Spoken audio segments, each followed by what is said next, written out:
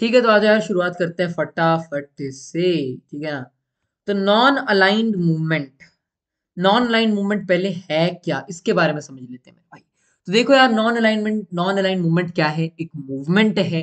कैसा मूवमेंट है? Non aligned वाला।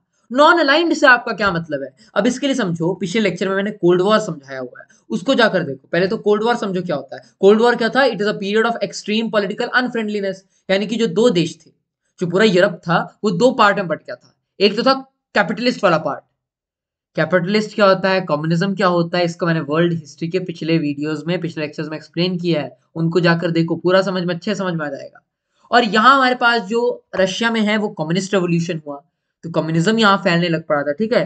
तो इस तरीके से जो पूरा यूरोप था वो दो पार्ट में बट गया, कैपिटलिस्ट कम्युनिस्ट। तो इसकी वजह से क्या होगा, जब दो डिफरेंट आइडियोलॉजीज होंगी तो पॉलिटिकल अनफ्रेंडलीनेस की बात आ जाएगी, है कि नहीं? क्योंकि एक डेमोक्रेटिक है, दूसरा कम्युनिस्टिक है।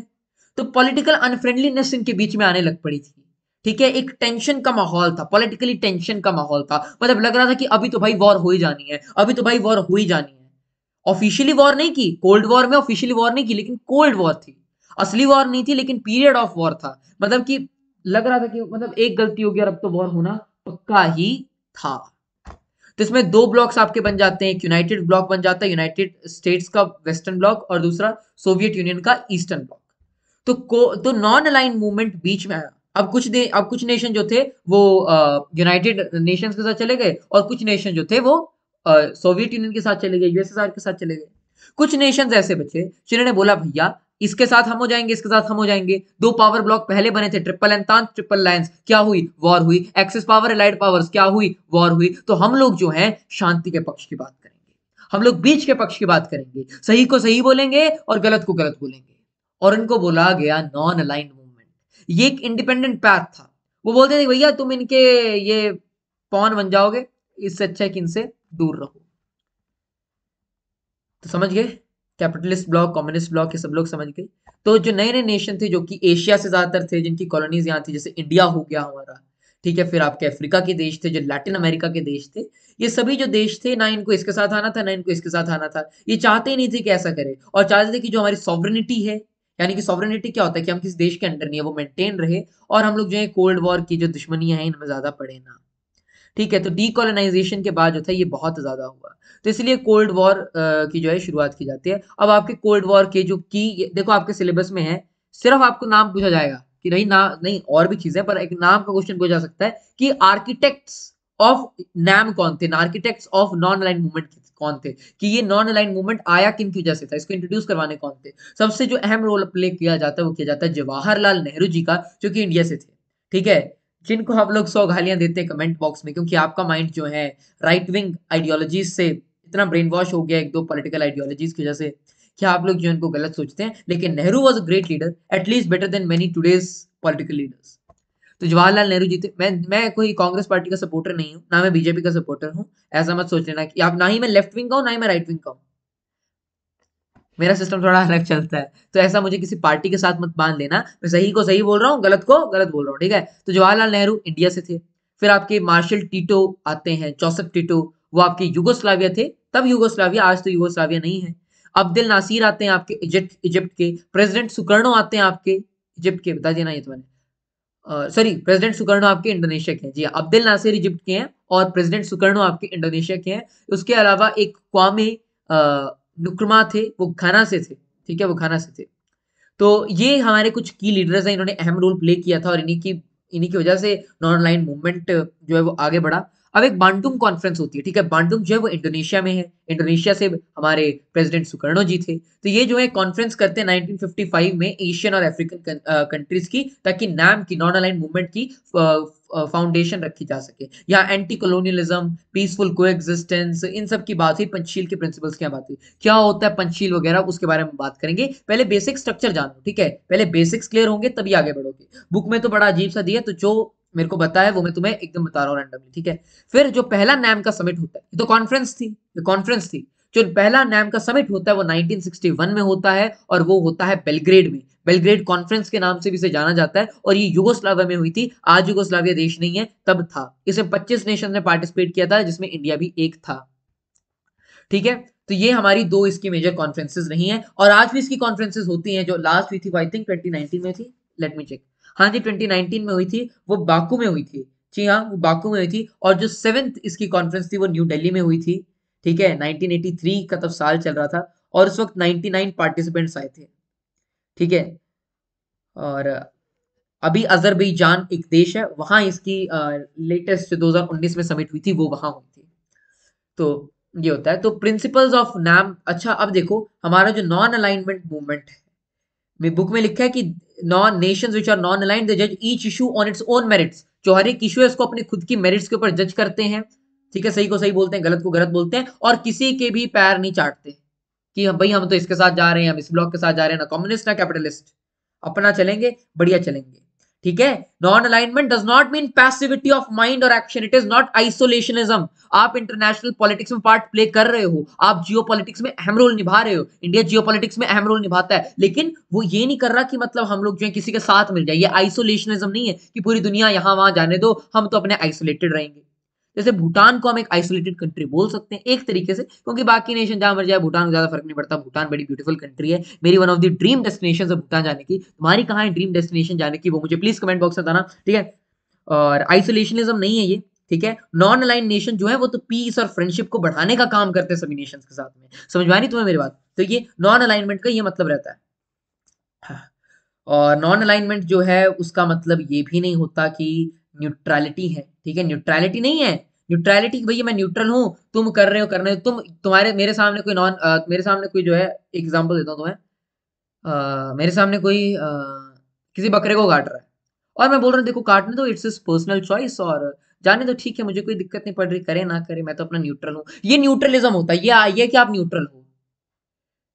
और अगर मैं वहां खड़ा हूं, मैं बोल रहा हूँ मैं वीगन हूं और मैं बोल रहा हूँ कि भैया देख, अरे गलत, तेरे पास कोई उसकी उसकी तेरी पर्सनल चॉइस कैसे होगी भैया? है काहे की तेरी पर्सनल चॉइस होगी?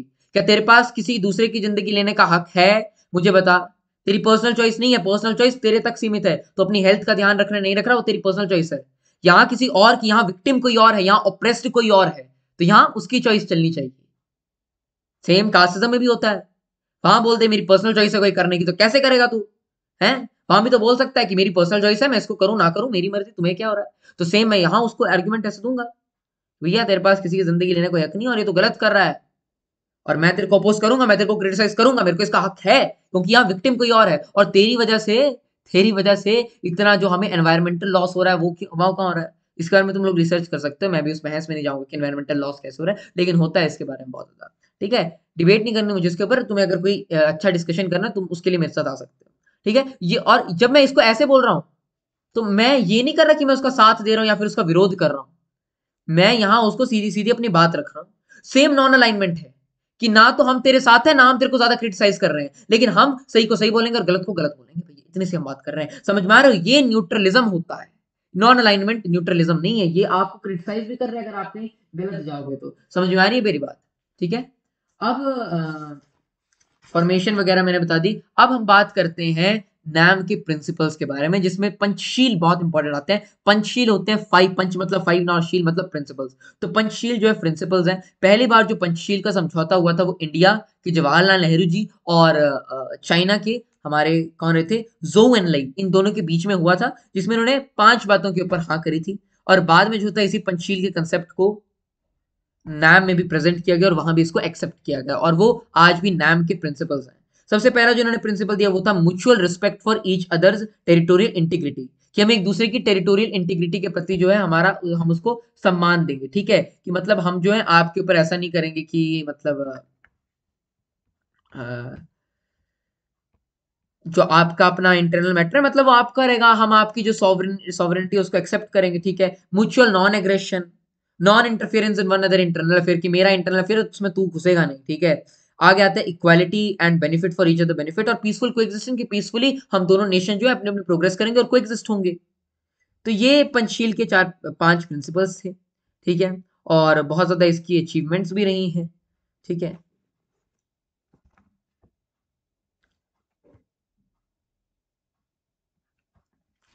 अब बात करते हैं ऑब्जेक्टिव्स क्या थे नॉन अलाइनमेंट मूवमेंट के। तो पहला तो यही था एबॉलिशन ऑफ इंपीरियलिज्म कोलोनियलिज्म, क्योंकि जितने भी नेशन थे वो जो फ्री हुए थे उन्होंने देखा है कि इंपीरियलिज्म में, कोलोनियलिज्म में कैसा होता है। मेंटेनेंस ऑफ इंटरनेशनल पीस कैसी है, उनका ऑब्जेक्टिव ये भी था कि we will act as a helping hand to UNO, ठीक है। डिसआर्मामेंट की, जो तुम आर्मामेंट की रेस में लगे पड़े हो ना, जो अंधी रेस है, इसको बंद करो और डिसआर्मामेंट की तरफ बढ़ो, ठीक है। और बोला कि जो एक नया इंटरनेशनल इकोनॉमिक ऑर्डर बनाओ, एनवायरनमेंट की प्रोटेक्शन करो, एनफोर्समेंट ऑफ ह्यूमन राइट्स, इस सब के ऊपर जो है उन्होंने बात करी, ठीक है। इनको तुम लोग लर्न कर लेना अच्छे तरीके से। हाँ, अब तुम बोलोगे कि भैया हमारे पास प्रेसिडेंट गोर्बाचेव आए थे, उन्होंने डिसइंटीग्रेशन ऑफ यूएसएसआर करवा दी, उसके बाद सिचुएशन थोड़ी सॉल्व हो गई और कोल्ड वॉर खत्म हो गया। अब नैम का क्या काम है? अब नैम 2019 में क्यों अपनी समिट करवा रहा है? क्योंकि अभी तक इसका रोल खत्म नहीं हुआ था। अब नई प्रॉब्लम्स आ गई थी जिनके साथ नॉन अलाइनमेंट मूवमेंट डील कर रहा था। अब ये गरीबी, क्लाइमेट चेंज, टेररिज्म, इनके ऊपर भी डिस्कशन करता है। ऑल दो यार देखो, ये तो बड़े बड़े टॉप लेवल लीडरशिप डिस्कस करती है। मुझे लगता है क्लाइमेट चेंज के बारे में मुझे और आप जैसे यूथ को बात करनी चाहिए, हमें डिस्कशन करना चाहिए। क्योंकि देखो, सरकारें लॉ बना देंगी, लोग फॉलो नहीं करेंगे, ठीक है। लॉ तो बहुत बने हैं, लेकिन आधा तो लोग तो लॉ तो लोग फॉलो करते ही नहीं है।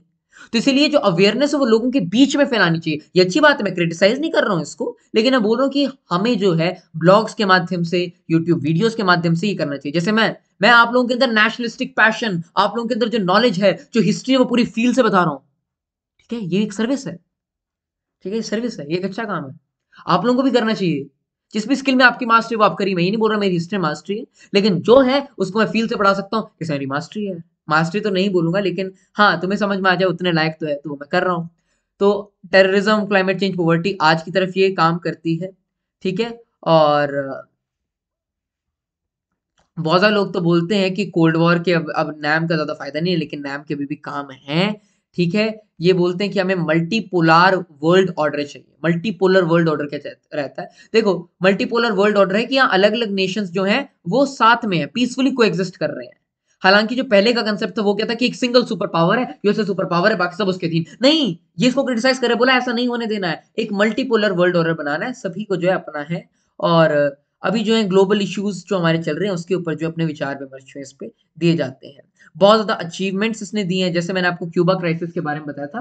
तो क्यूबा के ऊपर जो है रशिया ने मिसाइल्स रखी थी, और मिसाइल जो थी वो इस तरीके से थे कि बस एक बटन दबाएंगे और जो है अमेरिका के ऊपर वो जो है गिर जाएंगी, अमेरिका तबाह, और फिर क्या होना था आपका, वर्ल्ड वॉर 3 शुरू हो जानी थी।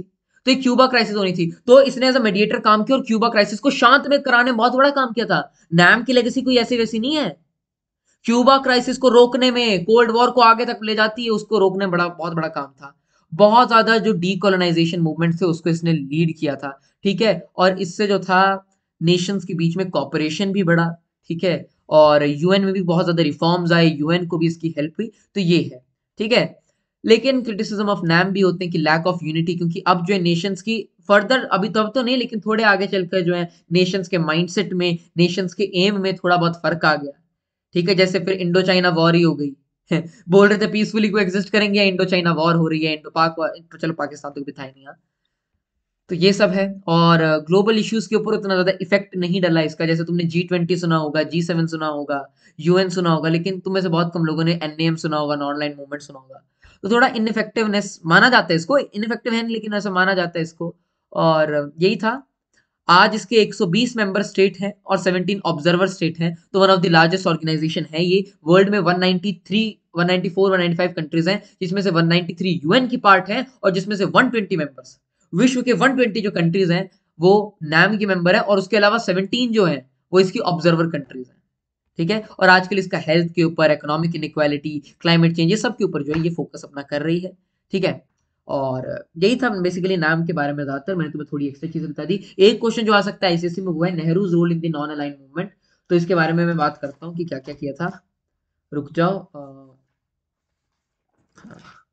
तो नेहरू का क्या क्या रोल रहा था? Nehru he laid stress on disarmament and end to imperialism and colonialism. पहला पॉइंट ये लिखोगे। दूसरा, उसने बोला था कि हमें जो है कहीं उसने इंडिया ने भी अंडर हिज लीडरशिप भी बोला कि नाम इधर जाएंगे, नाम उधर जाएंगे, नॉन अलाइनमेंट की तरफ जाएंगे, ठीक है। नॉर्थ कोरियन एग्रेशन, जो क्यूबन क्राइसिस हुई थी, सबको वो किया। His cool handling of the Indo पाक रिलेशंस, ठीक है। और इंडिया को एक पावर पोजीशन पे जो था नेहरू ने लेकर आए। तो यही जो था वो नॉन अलाइन मूवमेंट से था। इसी में से क्वेश्चन आने वाले हैं 14-15 मिनट के अंदर। ऑलमोस्ट हमने इसको खत्म कर दिया है। Thank you for hearing out to me. Thank you. नमस्कार।